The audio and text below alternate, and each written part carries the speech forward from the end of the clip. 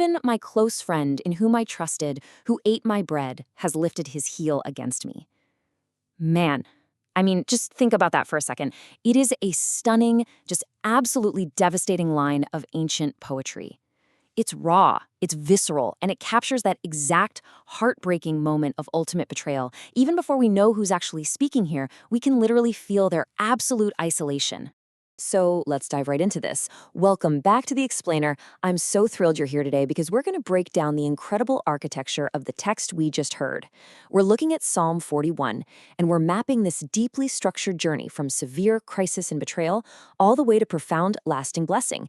And, whether you're approaching this as a literary masterpiece or an ancient historical text, the emotional arc here, it's absolutely fascinating. Now, to do this right, we need to look directly at the source. This is the English Standard Version of Psalm 41, which is the authoritative text we're using to build our narrative today. We're not going to add a bunch of outside commentary. We're just going to look super closely at what these ancient words are actually doing on the page and the story they tell. And what this brilliantly illustrates is how an author can actually structure a poem to take a reader through an entire lifetime of human emotion in just 13 verses. Section 1, The Principle of Blessing. Okay, so the poem begins, interestingly enough, not with the author's pain, but with a really broad, idealized concept in verse 1. Blessed is the one who considers the poor. In the day of trouble, the Lord delivers him.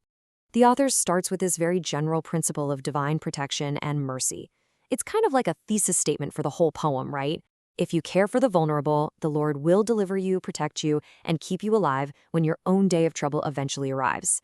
It's this very clean, highly structured view of how the world ought to work. Now here's where it gets cool. There is an incredibly interesting footnote attached to that word, poor.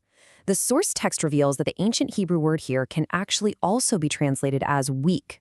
So blessed is the one who considers the weak. This is a brilliant little linguistic nuance because it perfectly foreshadows the author's own upcoming vulnerability.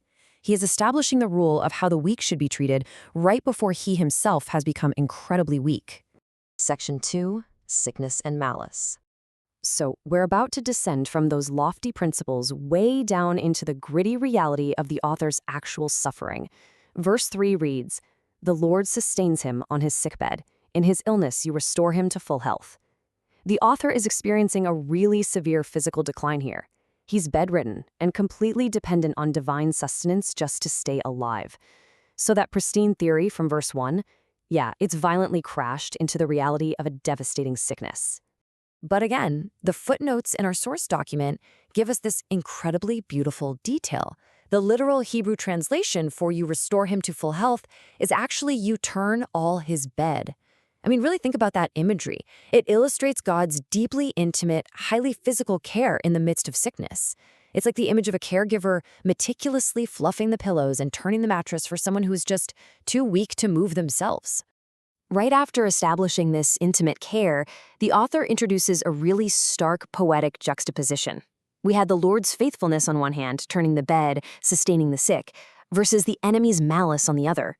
Because while the author is lying there completely helpless, his enemies are actively gathering to plot against him. And the text actually describes this malice in a very specific, cascading way in verses 6 and 7. Watch the progression here. Someone comes to visit the sickbed, but they utter empty words. It's fake sympathy, right? Inside their heart is actually gathering iniquity. Then, the absolute second they leave, they tell it abroad. They start gossiping. This turns into everyone whispering together and ultimately imagining the worst. So the crucial point here is that the suffering isn't just physical anymore. It is this creeping, toxic social isolation fueled by rumor and ill intent. Section 3, The Ultimate Betrayal. This right here is the emotional rock bottom of the text, where the malice becomes deeply, devastatingly personal. The enemies aren't just gossiping anymore. They are actively rooting for his demise. Verse 8 says, they say, "A deadly thing is poured out on him. He will not rise again from where he lies." They are literally looking at his weakness and dealing a death wish. They are absolutely convinced that he is finished. And if we check our source footnotes just one more time for verse 8, the phrase "is poured out" can alternately be translated as "has fastened." They believe this curse or this sickness has permanently fastened itself to him. They think it's over. He's trapped. And right at this moment of maximum vulnerability, when the enemies are circling, we return to the hook that started our explainer today. Verse 9, Even my close friend in whom I trusted, who ate my bread, has lifted his heel against me. It isn't just the enemies anymore. The ultimate pain comes from a trusted companion, someone who's shared meals, shared trust, turning their back, and joining the opposition when the author is at his absolute weakest. It is just a complete shattering of his entire social world. Section 4. A plea for grace. So how does the author actually respond to total physical and social collapse? Well, the text sharply pivots. Look at this moment of intense personal accountability in verse 4. As for me, I said, O Lord, be gracious to me, heal me, for I have sinned against you.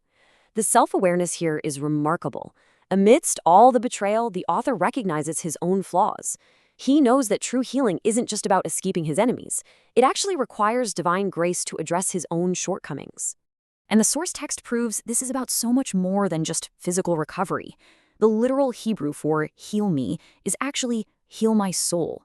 The author is seeking a deep, fundamental, spiritual restoration that goes way, way beyond just getting out of his sickbed. But let's not romanticize this too much, because the ancient reality of human emotion is still very, very present in verse 10. But you, O Lord, be gracious to me, and raise me up, that I may repay them. It's incredibly raw, isn't it? His plea for profound grace is intensely woven with a very human desire for personal justice. He wants to be raised up so he can balance the scales with those who betrayed him. Section 5. Everlasting Vindication.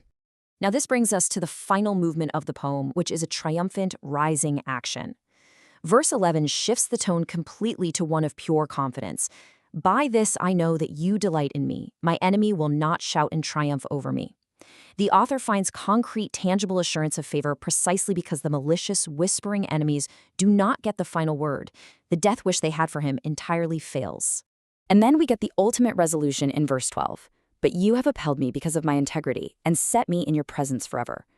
Notice the contrast here to the shifting, treacherous friends who lifted their heels.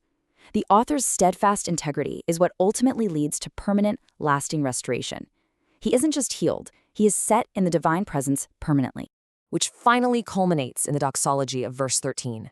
Blessed be the Lord, the God of Israel, from everlasting to everlasting. Amen and amen. I mean, just look at how far we have traveled in this explainer. The author went from lying on a sickbed, surrounded by vicious whispers and the profound heartbreak of a trusted friend's betrayal, to standing in a place of eternal, majestic praise. The structure really is an absolute masterclass in navigating a crisis. So as we wrap up our analysis of this incredible text today, I want to leave you with a final thought. It's the real takeaway here. In the face of ultimate betrayal and whispered malice, how do you maintain your own integrity? When the world turns its back, do you respond by adopting the malice of your enemies? Or do you seek the kind of deep, internal healing that leads to lasting presence? It's a question this ancient poem absolutely demands we ask ourselves even today. Thanks for joining me on this explainer, and I'll catch you next time.